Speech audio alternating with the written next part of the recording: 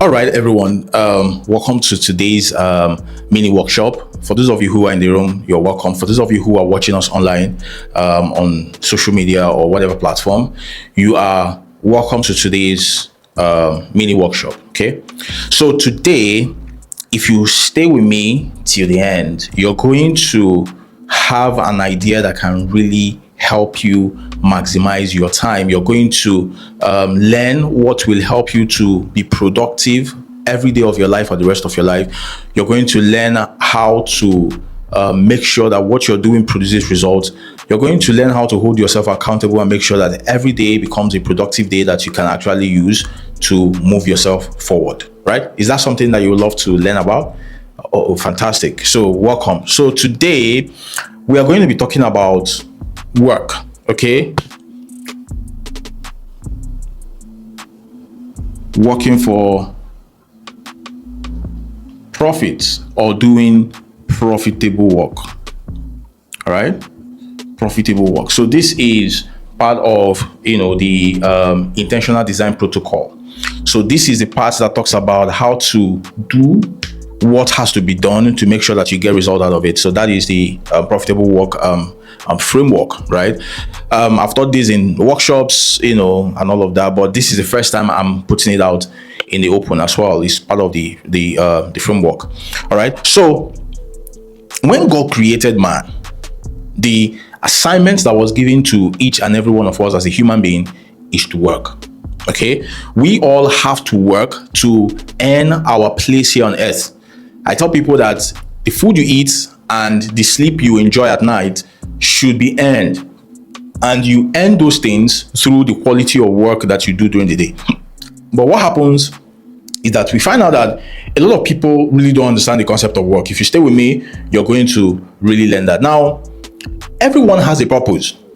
Okay, everyone that came into this world, male, female, you have a purpose. And what's the purpose? Purpose is what God has brought you into this world to contribute. The reason why you're here is so that you can do something with your mouth and with your hands that can help make the world a better place and help improve humanity. That is your purpose, right? Whatever that is. That is why your tongue print, you have a print on your tongue, it can be replicated. You have a print on your finger, it can be replicated. Those are tools of production. Those are tools of purpose. They are tools of work. You're supposed to use them to produce something that is unique to you, something that have your identity on them, right? Because you are unique, you're different. So there's something different that you brought into this world to give. Now, how you live your purpose is that you have to work. If you are a human being, male or female, and you do not work, you don't have what you work on constantly, you will always feel low. The reason why you feel low on energy is because you're not really doing work. You don't have work. I've been in instances in my life where I didn't have what I was doing. I was workless, so to speak, right? And I know exactly how those moments in my life felt. And so I see that in some young people today, they are still grappling with that kind of situation. That's because of the fact that they are not working. So as a man, you're meant to be working. And before you can find a woman, you're meant to be working. And when you find a woman that is coming to you into your life is supposed to be a helper. That means the person is also supposed to work, but the person's work is supposed to help your work. So both male and female are supposed to be working, right? You don't start working as a man when you marry. You don't start working as a woman when you marry. You start working as a man before you get married, before you even qualify to get married, because it was after God gave Adam work that he now decided that, okay, it's not good that man should be alone. He didn't give Adam a wife before giving him work. He gave him work before giving him, before giving him a wife, right? So working is the way you perpetuate your purpose on earth. There is no way you're going to live a purposeful life. There is no way you're going to produce purpose in life if you don't know how to work, or if you're not working, right? So your purpose, your purpose first is what you came into this world to do. Your work is how you bring your purpose alive. Now, there is the concept of hard work, right? So hard work, smart work. So we've had that conversation many times where, work hard, right? Some people say, oh no, you don't need to work hard, you need to work smart. The question is, what exactly is the right thing to do? The Bible says you should work. It didn't say work hard or work smart. It just said work. But wisdom requires you to figure out exactly what things are, the meaning of things, so that you'll be able to apply your intelligence to things to produce results. Now, there are people who are working, like they are working so hard Monday to Sunday, 18 hours work day, but they don't have a lot of economic results to show for it, right? So you can say that these people are working hard and they don't have results to show for their hard work. Then you also have people, who are looking for and waiting for how to make the work easy so that they can get it done. And in that case, they are lazying about, waiting for shortcuts and all of that. So you call those ones lazy. Now, my belief, my theory is that you need both hard work and smart work. And I'll explain what both of them mean so that you understand why you need them, right? You need both hard work and smart work. Now, hard work is you staying on a project till it becomes done. Hard work is you sticking to things till you see them through. Hard work is you starting something and finishing what you start, no matter how long it takes or no matter how difficult it becomes. That's hard work, right? So if you are a teacher, if you're a carpenter, if you are a writer, if you are a speaker, whatever you are, you will always require hard work. You will always require to stay on things for long. If you can't work long on things, if you can't stay through things and stay with things for long, you can't produce results. So hard work is required. Hard work is not necessarily, so for example, you look at the carpenter, right? The guy who does the furniture and all of those things, and you see him climbing up and doing all those things, and you think like, oh man, this must be hard work.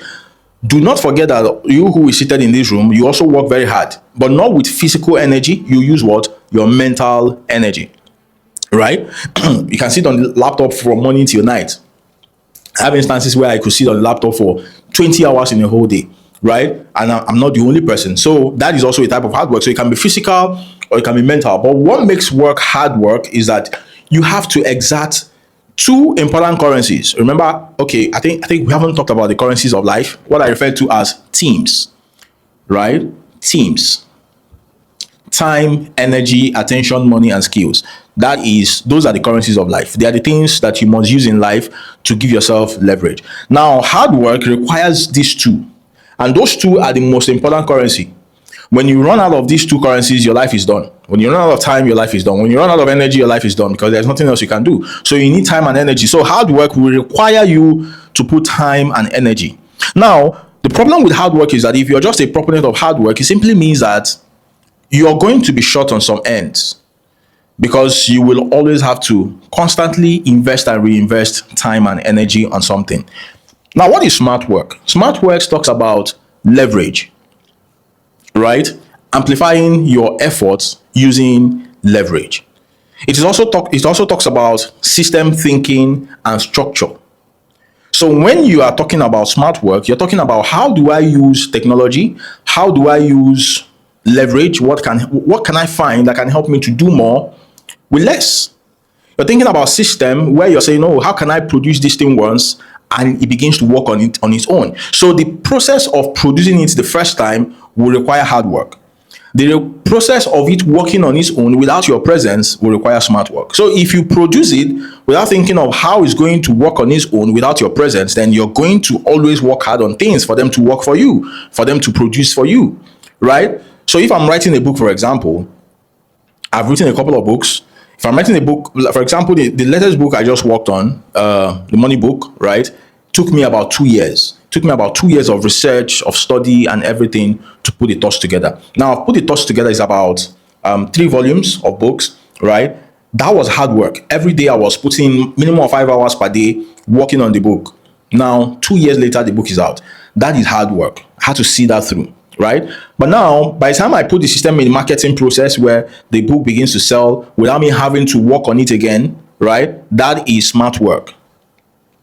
So there are things that are just naturally by default, they turn out that way. But there are other things you have to put that in consideration. For example, if you start a business, right? You start a business now, you're running your agency, you are the only one working on it. So that is hard work. For you to meet clients' requirements and all of that, you have to work hard on the project. You have to see through it and see that it happens. But by the time you start thinking about systems and processes, and then in that instance, you're not thinking about smart work, you begin to think of how do I get someone to work with me? How do I employ someone and share share the revenue with the person in terms of profit, in terms of salary and bonuses, right?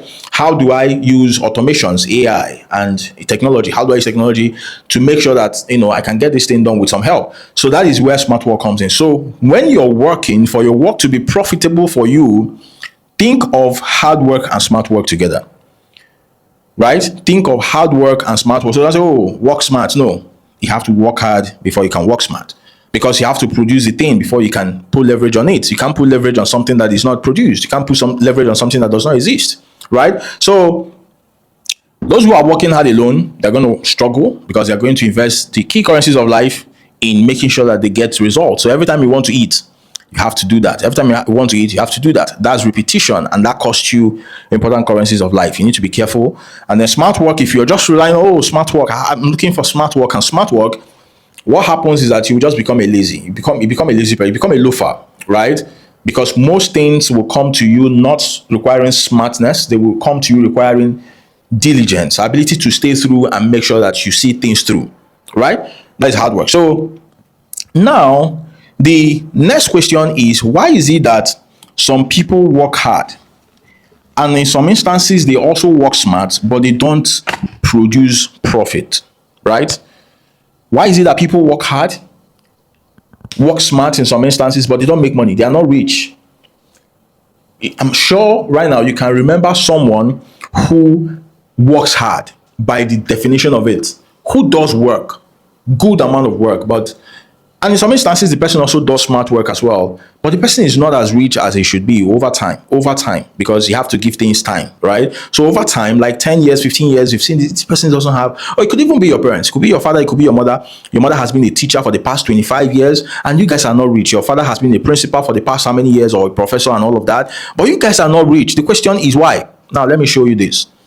There's what is called economic judgment, right? Economic judgment. Now, economic judgment is what determines value.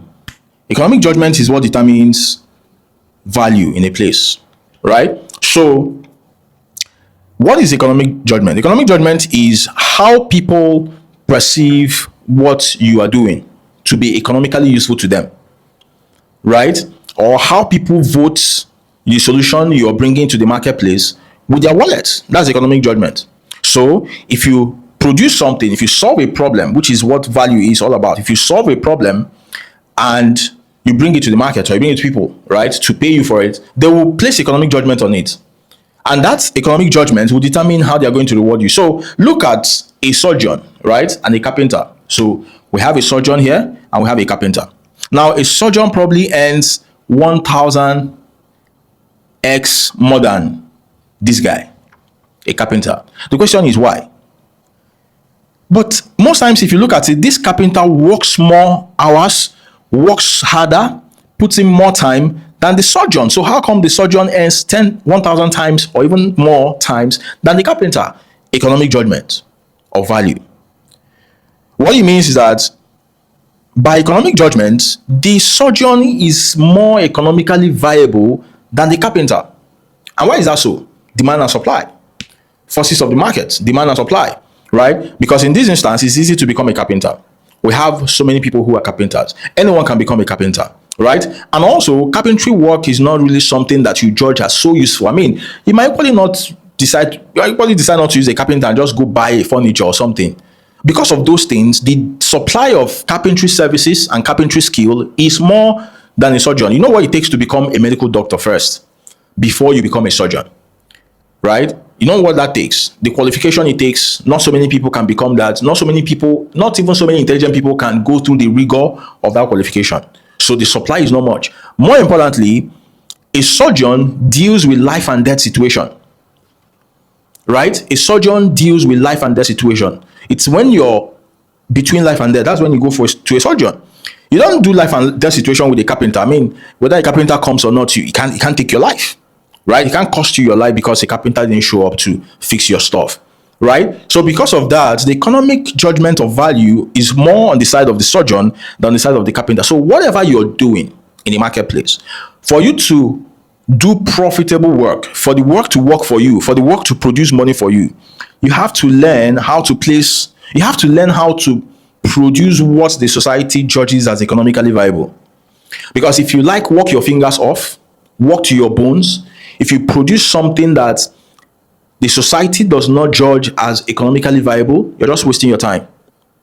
You will have enough to eat and survive, but you're never going to have, build astronomical wealth. You're not going to build a significant amount of wealth. You will survive, you'll be okay, but you're not going to build something that you'll be proud of. You will just get by, right? So learn to understand the economic value of where you are. I mean, in the Money Sense protocol, we talked about how we said that Money Sense is about you understanding what money is, how money works, and how to make money work for you. And we said that when it comes to how money works, right? You have to understand that economics is one of the things that determines how money works in a place. So you have to understand economics. You have to have a decent understanding of economics. You don't have to be an economist by profession, but you just need to understand economics, understand demand and supply, understand value, understand utility, understand, wants, needs, all those kind of things. Those things will help you to really know exactly what you're doing when it comes to making money. So this is the reason why you can work so hard, you can work so smart, you can work for a long time and still not make money. And some persons are caught up in this passion thing. You're passionate about something that the society does not judge as valuable, or enough people don't judge it as valuable. So because of the fact that enough people don't judge it as valuable, you're just lost in your own eyes, believing that, man, why are people not paying me for this? People should be paying me for this. This is a big deal. I mean, I go through so much to produce this. Why is it that nobody is buying it, or people are just pricing me out? It's because of the fact that based on economic judgment of value, what you're bringing to the market is not economically viable. So ask yourself right now, my service, is it economically viable? My solution, is it economically viable? My product, my business, my industry, am I in an economically viable industry? Right? My skills, what I'm learning right now, is it economically viable? This thing I'm doing, can it make me $1 million? Do I have evidence of people that have become millionaires in dollars doing this thing? How many millionaires in dollars have this industry produced? Right? What is the GDP contribution of this industry I'm playing in, or this skill, or whatever? That will help you to really structure your career and your effort in a way that will produce profit. Right?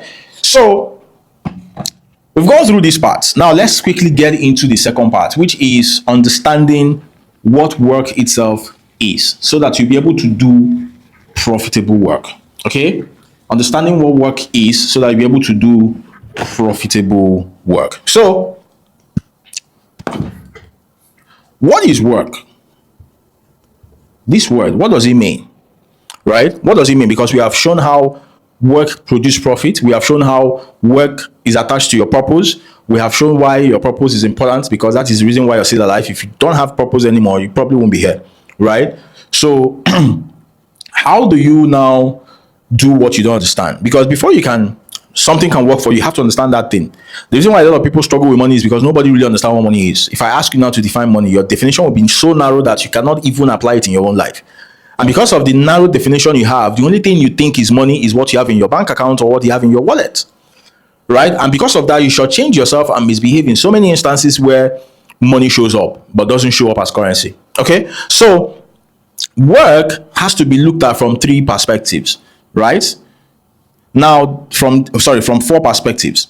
Now, every day of your life, and every day of your life, you should engage a lot of your time, at least 25% of your daily time, or 25% of your time per day, in doing one of these 4 things or a combination of them. Right? So, first level of work, right, which is the one that everybody knows, is doing what you're paid for or what you're being paid for. Doing what you have been paid for or what you're being paid for. So you're a graphics designer, right? A customer or a client has engaged you to do graphics for him. Whatever amount of time you spend on that, no matter the amount of days you spend on that, that is what you have been paid for or what you're going to be paid for. So that is work, right? That is work. If you maybe work in the bank, right? Whatever assignments they have given to you there, that you do, that is what will determine your KPI. At the end of the month, they will use your KPI to judge you, to promote you, to give you, to pay your salary, to give you bonuses and all of that. So it matters that you do that. So that's the first level of work. That's the first level of work, and that is the only work that people know. So the question now is, what happens when you lose your job? Or what happens when the clients are not coming? Or what happens when things are dry and, Or what happens when there is something to be done, but there is no money to be paid? We'll go to the next level. So here is being paid, right? Second level is learning. Whatever you do to enhance your capacity to earn and attract opportunity is work. So when you're learning a skill on Udemy, when you're learning a skill on YouTube, when you're reading a book that helps you to become a better public speaker, a better teacher, a better communicator, a better salesperson, you're an author, you're taking a course that teaches you how to become a better writer, how to tell better stories, you are working even though you're learning, because you're enhancing your capacity to do something that will get you paid in the future. So even if you're not being paid now, you're working. That is why even if you're a student, going to classes, doing your assignments, making sure that you pass is part of your work. That is your job description, right? So whatever you're doing right now to learn, to improve yourself, to enhance your capacity is work. You're working. That's the second level of work. The third level of work is creation. Creation. Bringing something to life, bringing an idea to life, right? So you have this product idea and you're sitting down to code the software. That is working, right? Creation, you're writing a book. Nobody is going to buy the book now. Nobody even knows that you're writing a book. You're just researching and all of that. That's creation. You're working, right? You're putting a document together to make a pitch. That's creation. You're working. Okay, you're creating a course that you're going to host online. You are creating content that help people to get to know you. You're shooting a video. You're working. So right now, I'm shooting this video. Now, people who are going to watch this video online, they are not. They didn't pay for it. They didn't pay me money for it, even though they will pay me with attention, right? So that is work. And those of you who are here, you're paying me with time. You're paying me with your time. You're paying me attention. You're paying me with your energy. You're paying me money, right? So that is creation. If you are a content creator, that's your work, even if nobody is paying you, because most times you do those contents, put them on social media, put them on TikTok and all these places, and nobody pays you. Sometimes nobody will even see them. But you'll be shocked sometime in the future when you get booked, and then you realize, or you might not even know that it was the video you did some 3 years ago that somebody saw and say, hey, let's book this person for that project. So the question is, what happens if you never did the video? So creation is work. Then the other one is helping. Helping is work. And what is helping? Helping is doing something that adds value to someone else, even if you're not going to be paid, or even if it's never going to benefit you. That is work. And that's why I get angry with people when they volunteer. You say you're looking for someone to volunteer for something, and people volunteer and they do the things shabbily. Because after all, you're not paying me. After all, I decided to just volunteer. No, it's not just volunteering. You are volunteering to help add value to people in some way. That is work. You have to do it well. That's why the Bible says, whatsoever your hand findeth to do, do it with all your might. So if you know that you are not going to see volunteering as work, don't go there. Why? Because you're going to spoil your chances. People have been volunteering, and from there they got a bigger opportunity. There are people that have gotten jobs, there are people that have gotten consulting gigs, there are people that have gotten appointments and all of that just because of the fact that they were volunteering. So volunteering is a sure path to work, right? So if you look at work from these four perspectives, you will find out that there is really no day that you don't have something to do. You cannot have idle moments. Because if nobody has paid you for something, or you're being paid for anything, you can be learning. Because it shocks me to see some person that say, oh, I've not had a job for the past few years. And then you ask them, what have you learned, or what have you been learning? What are the skills you've had in the past few years? And there's nothing to show for it. All they've been doing is entertainment. They've been sleeping, waking up, watching all the movies and scrolling on social media. And that's all. They were doing all of that, waiting for the paid opportunity to come. And when the paid opportunity came, they had nothing fantastic to show for it. That's a problem, right? Learning, you need to learn. You need to improve your capacity. You need to go back to school sometimes. You need to get books. You need to get courses. You must have something you're learning every time. Creation, you're a creative human being. Because whatsoever you're going to do will first of all come to you in form of creation, in form of ideas, right? Now, the question is, do you bring out these ideas, or do you bring these ideas to life? The process of moving that thought or the idea in your head into something that can be felt, seen, and understood is creation, right? And that is work. Then helping. So when you're doing something for someone or for some people, or something that immediately you're not going to get paid for, but it's going to help someone, that is work. So if I'm on social media and I say, hey, you know what, I have few hours, you can just ask me any question and I will answer you. That is supposed to be a consulting gig.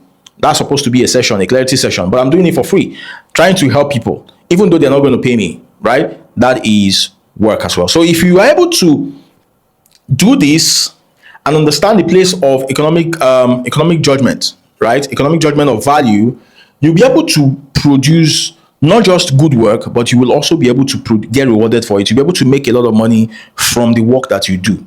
This is how successful people play the game. This is how people who follow the intentional design protocol win in life. And I hope that this has been useful for those of you online as well. I believe you have learned something that you can use. Please share this video with your network, share with someone that needs to learn about it, share it in your communities, wherever it is. And if in case you're not subscribed to the channel, please do well right now to subscribe so you can become a part of the community, right? And also, if you want to start learning how to improve your financial decision-making process and how to invest your money better, then I invite you to join our School of Money and Investment. School of Money and Investment is where we teach you how to make optimized financial decisions. You can send a message to the number on your screen right now, or check the description to this video to see details on how you can become a member of the School of Money and Investment. Okay, so thank you for your time. Thank you for joining. Thank you for being here. So I'm going to end this now, and then we'll continue with your questions and other things.